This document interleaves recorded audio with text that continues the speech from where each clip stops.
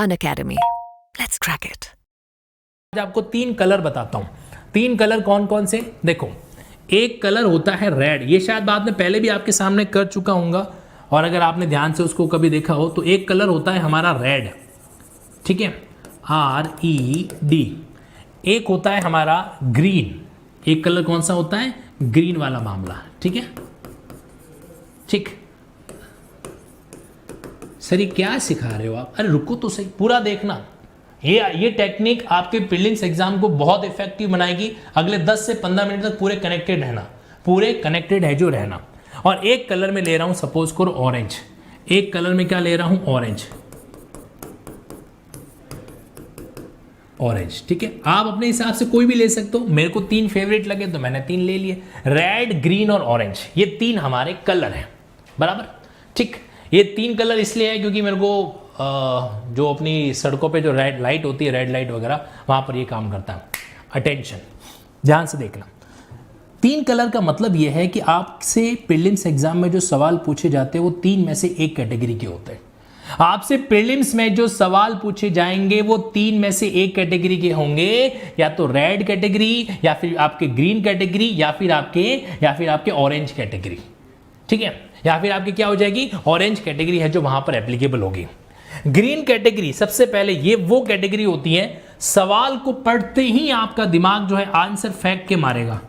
सवाल को पढ़ते ही आपका दिमाग आंसर फेंक के मारेगा। सपोज करो आपसे पूछा गया कि fundamental duties are provided in 4 option ABCD, article 40, article 50, article 51A, article 56। तुरंत आपका आंसर बोलेगा 51A। हमें पता है, इसलिए आपसे कहा गया कि मर्डर की पनिशमेंट कहाँ है, 302, तुरंत पता चल जाएगा। कौन से केस में जो लाइफ कन्विक्ट को मर्डर सेंटेंस देते हैं वो अनकॉन्स्टिट्यूशनल ठहराई गई थी, तुरंत से आंसर आ जाएगा मिट्टू सिंह वाला केस। 377 का केस में पार्शियल अनकॉन्स्टिट्यूशनल कब कहा गया, नवतेज सिंह जौहर वाला केस, तुरंत आ जाएगा। एडल्ट्री वाले मामले के अंदर कब हुआ, तो आपके माइंड में तुरंत जो है वहां पर जोसेफ साइन का केस आ जाएगा। तो कुछ ऐसे मामले होते हैं जो हमारे माइंड को एकदम क्लिक हो जाते हैं, उसको बोलते हैं ग्रीन टाइप के सवाल, ठीक। तो यहां पर ग्रीन वाला सवाल, रुक जाओ, जल्दबाजी मत करो। ये प्रगति जी बहुत फास्ट भाग रहे, जल्दी जल्दी प्रगति कर रहे हैं, विकास बड़ा फास्ट कर रहा है, पूरा सुनो। तो ये वो सवाल होते हैं जिनके आंसर आपको आते हैं। ये वो सवाल आते हैं, ये वो सवाल हैं जिसके बारे में आपको कुछ नहीं पता। ये डेंजर जोन वाले सवाल होते हैं, रेड जोन वाले सवाल, ठीक है। आपसे पूछ लिया गया कि बताओ कौन सी एंट्री है स्टेट लिस्ट अंडर शेड्यूल 7, संविधान के शेड्यूल 7 के अंदर वो कौन सी एंट्री है जो ट्रांसपोर्ट के बारे में बात करती है, वो कौन सी एंट्री नंबर है जो आपकी पर्टिकुलर एजुकेशन के बारे में बात करती है। वहां पर हो जाता है हमारा डब्बा गोल, और होना स्वाभाविक है, क्योंकि हम ऐसी चीजों को इतना भी रट्टा नहीं मार सकते कि पूरा का पूरा माइंड में सेट कर दें। अब लिमिटेशन एक्ट के पीछे शेड्यूल दे रखा है, हमको बोले कि बताओ कौन सी एंट्री है, तो हम नहीं बता सकते। ना ही मैं तो कहूंगा कि आप उसको याद रखने की कोशिश भी करो, क्योंकि उनके अंदर अगर आप कोशिश करने की बातें करोगे तो मामला गड़बड़ है जो हो जाएगा। तो ध्यान रखना यहां पर क्या हो रहा है। तो ग्रीन वाले सवाल वो जो आपको तुरंत आंसर बताएंगे, पढ़ते ही आपको पता चल जाएगा, ठीक है। रेड वाले क्वेश्चंस वो होंगे, चाहे कितना भी पढ़ लो, 1 बार पढ़ लो, 10 बार पढ़ो, पड़ोसी के सामने 10 बार उम्मीद भरी निगाहों से देख लो, लेकिन वो आपको नहीं बताने वाला। और पड़ोसन पे तो उम्मीद रखना भी मत, ठीक है। वो तो आपसे सवाल सीख लेगी, बताएगी नहीं, ध्यान रखना। क्योंकि उनको घर से निकलने से पहले ही मम्मी पापा कहते थे, बेटा देख ले, इधर उधर किसी को कुछ मत बताना, टेक केयर ऑफ इट, ठीक है। तो यहां पर रेड और ग्रीन ये 2 आ गया। ऑरेंज वाली कैटेगरी कौन सी होती है, जब बंदा क्या होता है, कंफ्यूज होता है, कि यार ये मैंने पढ़ा तो है लेकिन आंसर कौन सा आ रहा है समझ में नहीं आ रहा। ये 3 कैटेगरी है।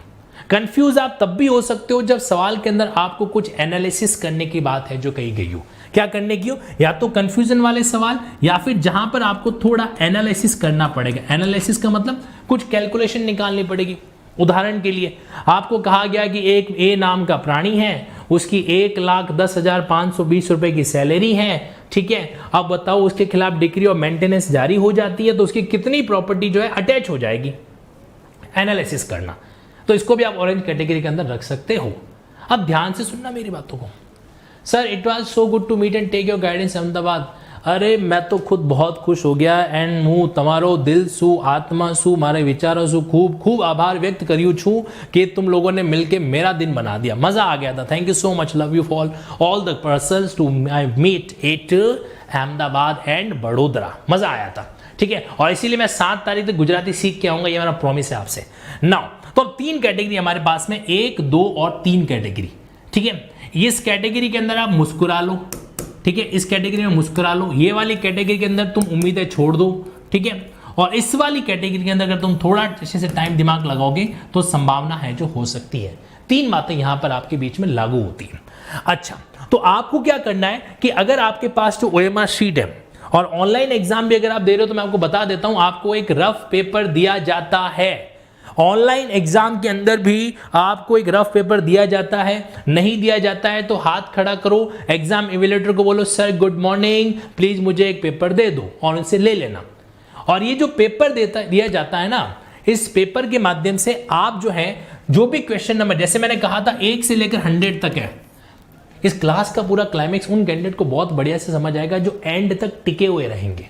ठीक है, मैं फटाफट आया, मैं फटाफट गया तो कोई सेंस ही नहीं है, एंड तक टिके रहना। 1 से 100 नंबर तक सीरियल नंबर के आपके बीच में सवाल है। तो मेरा आपसे ये कहना है कि जब आप इस तरीके से चीज़ों को देखते हो तो वहां पर आपको है ना एक कैटेगरी बनानी चाहिए। कौन सी कैटेगरी? जैसे आपके रेड वाली कैटेगरी, कौन सी कैटेगरी आपके ग्रीन वाली कैटेगरी, और कौन सी कैटेगरी आपके ब्लू वाली कैटेगरी, सॉरी ऑरेंज वाली कैटेगरी। ये क्या हो गया, ग्रीन वाला गायब हो गया, ग्रीन गायब हो गया तो एग्जाम की हरियाली खत्म हो जाएगी फिर तो नहीं। ग्रीन अगर गायब हो गया तो एग्जाम की हरियाली ही गायब है जो हो जाएगी। चलो क्या हो गया भाई, हाँ अब समझना। तो अब यहां पर क्या है, ये हम क्या करेंगे, एक सिंपल सा इस तरीके से लास्ट जो हमको रफ पेज दिया जाता है ना, उस रफ पेज के अंदर इस तरीके से आप टेबल है जो डायलॉग कर दो, टेबल जो क्या कर दो, एक बार अच्छे से ड्रॉ है जो कर लो। अब देखिए, अब जब आप सवालों को जैसे जैसे डील करते जाते हो ना, जैसे जैसे डील करते जाते हो, जैसे मान लो कि आपको क्वेश्चन नंबर 1 आ गया, क्वेश्चन नंबर 1 आ गया, इस लाइन को भरने की जरूरत नहीं है, वैसे ध्यान रखना इस लाइन में आपको दिमाग लगाना ही नहीं है, ये तो ऑटोमेटिकली हो जाएगा। ग्रीन वाले जो जो क्वेश्चन आप अटेंड करते जा रहे हो वो आपके ग्रीन में ही है, वो आपके ग्रीन के अंदर ही आते हैं, तो इसलिए आपको भरने की जरूरत है जो नहीं है। ठीक है, जरूरत किसको है, जैसे मान लो आपको कोई ऐसा सवाल लगा कि थोड़ा कंफ्यूजन है, यहां पे मैं चिंतन करूंगा या चिंतन करूंगी, थोड़ा दिमाग लगाऊंगा या लगाऊंगी, तो ये सवाल हो सकता है। अब मान लीजिए आपको 7वां नंबर क्वेश्चन थोड़ा इसी तरीके से कंफ्यूजिंग लगा, उसके बाद क्वेश्चन नंबर 12 आपको इस तरह से कंफ्यूजिंग लगा, फिर 17 नंबर क्वेश्चन, तो यहां पर आप कुछ मत करो, खाली सीरियल नंबर लिख के चलो। एक बात आपसे कह रहा हूं, जरा ध्यान से सुनना। एग्जाम में अक्सर क्या होता है कि हम क्वेश्चन नंबर 1 से लेकर क्वेश्चन नंबर 100 तक चले जाते हैं, और फिर हमारे पास पीछे टाइम बचता है 15 से 20 मिनट। उन 15 से 20 मिनट के अंदर आप अगर वापस छांटने जाओगे, वापस सेलेक्ट करने जाओगे कौन कौन सा क्वेश्चन मैंने अभी तक नहीं किया है, तो बहुत टाइम खोटी होना है। आप समझने की कोशिश करना मेरी बात को, अटेंशन, इधर देखो 100 सवाल है 1 से लेकर 100 तक, 1 से लेकर 100 तक 100 सवाल है। आपने 3 घंटे का या 2 घंटे का पेपर था, फटाफट फटाफट आप 1 से लेकर 100 तक पहुंच गए, और उसमें अंदर 2 घंटे में से यानी कि 120 मिनट में से 100 मिनट चले गए। अब आपके पास टाइम बचा है 20 मिनट का। फील करना एग्जाम की एकदम सिचुएशन आपके सामने इमेजिन करवा रहा हूं, तो आपके पास समय बचा है 20 मिनट, और आपको भी पता है कि आपने कई सारे सवाल छोड़े हैं, स्किप किए हैं, क्योंकि आपको आ नहीं रहे थे या फिर आप कंफ्यूज थे। ठीक, उन 20 मिनट के अंदर आप उन सवालों को ढूंढने की कोशिश करते हो कि यार कौन कौन सा सवाल मैंने अटेंड नहीं किया है ना। और कई बार खड़ूस एग्जामिनर आता है, बोलता है मैं तुम पेपर शीट में कोई कुछ भी नहीं लिखेगा, कोई टिक भी नहीं करेगा, ऐसे भी कई बार खड़ूस एग्जामिनर आ जाता है। तो ऐसी परिस्थिति में आप क्या करोगे, आपके पास चॉइस वही है जो मैं बता रहा हूं, और बहुत आसान चॉइस है वो। आप क्या करो, जैसे सवालों को अटेंड करते जाते हो ना, वैसे वैसे इनके नंबर की इस तरह से टेबल बनाते हुए चले जाओ। ठीक है, नंबर की टेबल बना, जैसे आपने ऑरेंज सवाल, तो ये आपके कंफ्यूजन की कैटेगरी वाला क्वेश्चन है, ये आपके कंफ्यूजन कैटेगरी, जहां पर आपके अगर आप वापस एक बार टाइम लगाओगे तो नंबर आने की संभावना है। अब सपोज करो कि आपका ये वाला क्वेश्चन है 10 नंबर वाला, अब 10 नंबर बिल्कुल रेड जोन है, एक बार देखो, बार बार देखो, 1000 बार देखो, समझ में नहीं आने वाला है। सर एक बात बताओ, ये कैसे पता चलेगा कि कौन सा क्वेश्चन रेड कैटेगरी के अंदर आ जाएगा? हमें कैसे पता चलेगा? आपको तो पता हो सकता है, हमें कैसे पता चलेगा? अरे भोले राम के प्राणी सुनो, हमारे पास में एक सिक्स सेंस होता है, तुम्हारे पास आधी जानकारी है। तुम लोग कहते हो कि लड़कियों के पास में, गर्ल्स के पास में सिक्स सेंस होता है, नहीं, हर प्राणी के पास एक सिक्स सेंस होता है, अलग अलग तरीके से काम है जो करता है। तो जब भी आप एग्जाम के अंदर क्वेश्चन को पढ़ते हो ना, एक बार क्वेश्चन को पढ़ा, फिर एक बार हल्का सा अटेंशन दे देना, आपका दिमाग बोल देगा कि भैया ये तेरे बस का है या तेरे बस का नहीं है, पता चल जाएगा वो हमको अच्छे से आइडेंटिफाई वहां पर हो जाता है। मैंने अभी आपको एग्जाम्पल दिए ही थे, लिमिटेशन की एंट्री आप पूछ लिया, अब आप क्या कर लोगे, कुछ नहीं कर सकते। अब आपसे बोला कि बताओ ये ऑफेंस कंपाउंडेबल है कि नहीं है, अब आपने शेड्यूल के एंगल से उसको पढ़ ही नहीं रखा है, तो आप फाइंड आउट कर ही नहीं सकते कि भाई वो कॉग्निजेबल है कि नहीं है, वो नॉन बेलेबल है कि नहीं है, वगैरह वगैरह। ठीक है, अच्छा अब देखो, तो यहां पर क्या है कि आप है ना, अब आप 100 तक है ना, आपने मेंशन कर दिया कि भाई ये मेरे को 95 भी नहीं आ रहा, 99 भी नहीं आ रहा, ये 53 भी नहीं आ रहा, जो भी आपका सीक्वेंस चलता जाता है, 60 भी नहीं आ रहा। ठीक है, और इधर आपने मेंशन कर दिया कि 17, 25 मेरे को आ सकता है, ठीक है, 46 मेरे को आ सकता है, 49 मेरे को आ सकता है, वगैरह वगैरह। अब आपके पास 20 मिनट पीछे बचे हैं, तो आप उन 20 मिनट में कहां पे दिमाग लगाओगे, रेड वाले पे, ऑरेंज वाले पे? कमेंट बॉक्स में बताओ मुझे, रेड वाले पे या आप ऑरेंज वाले में दिमाग लगाओगे? सर हम गर्ल्स के पास ज़्यादा होता है। अच्छा, ज़्यादा होता है, बहुत बढ़िया बात है, भगवान और ज़्यादा करे। ठीक है, उसके अंदर जो है बोनविटा भी डाल दे, और बढ़िया हो जाएगा।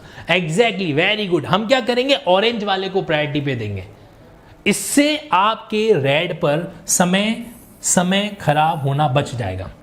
देखो हमारे कई जो है मोटिवेटेड लोग नहीं कहते कि जितना जरूरी हाँ बोलना है, उतना ही जरूरी कभी कभार जिंदगी में ना बोलना भी होता है। ये डायलॉग सुना है, you must have the daring to say no as well as. अब वही चीज मैं आपके सामने यहां पर रख रहा हूं, ऑब्जर्व कीजिए। Sir I am a student of your Bengaluru, could you please teach in English, it will be really helpful. Okay Lavanya ji, हम थोड़ी थोड़ी अंग्रेजी बीच बीच में बोल देगा। Okay, now focus on these things. तो रेड, ग्रीन और ऑरेंज, तो अब क्या है कि द रेड कैटेगरी जो है ना, रेड कैटेगरी वो है जहां पर आपको माइंड अप्लाई नहीं करना है। ठीक है, यानी कि ये नो वाली कैटेगरी है, यहां पर हमें दिमाग खर्च नहीं करना है। इन पर दिमाग खर्च कब करना है, जब हमने ऑरेंज वाली कैटेगरी को भी सॉर्ट आउट कर दिया, उसके बाद भी अगर आपके पास टाइम बचा हुआ है तो। In spite of that, if you have the remaining period, then you may switch to the red category. But still, I am continue to say, it's better to avoid, it's better to ignore the red one.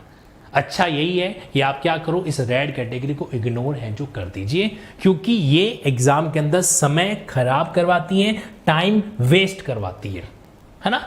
इस पर आपको क्या करना है, ध्यान है जो रखना है। ओके, तो ये कॉन्सेप्ट कहलाता है ना, रेड ग्रीन ऑरेंज का कॉन्सेप्ट किसने डेवलप किया है, लिंकिंग लॉ ने डेवलप किया है। अगर कोई भी यूट्यूब पे टीचर इस तरीके से बताता हुआ पाया जाए तो समझ जाना कि उसने लिंकिंग लॉ की एक क्लास है जो पहले से देख रखी है। क्या, चलो, तो रेड ग्रीन और ऑरेंज, इससे हमारा पेपर थोड़ा स्मार्टली डील होता है। देखो, या तो आएगा या नहीं आएगा, या फिर बीच में अटका रह जाएगा। ठीक है, आएगा तो ग्रीन, नहीं आएगा तो रेड, बीच में अटकेगा तो ऑरेंज। इस तरीके से हमें थोड़ा स्मार्टली डील करना है।